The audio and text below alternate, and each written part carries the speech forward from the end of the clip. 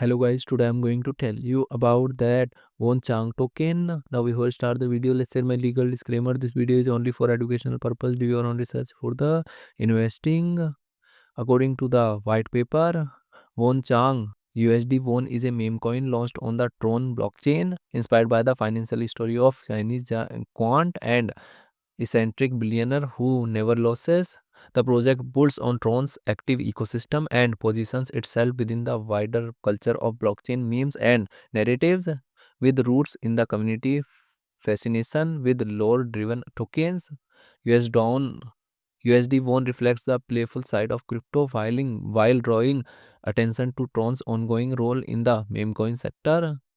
Won Chang token total supply is 1 billion and circulating supply is around 971.19 million USD won token. USD won token is listed on STX, Plonix and other exchanges. If I share my opinion with you, then this project up to 70% chances that it is a legit or good project. So guys, don't take my opinion as a financial advice. Do your own research for the investing. Thanks for watching.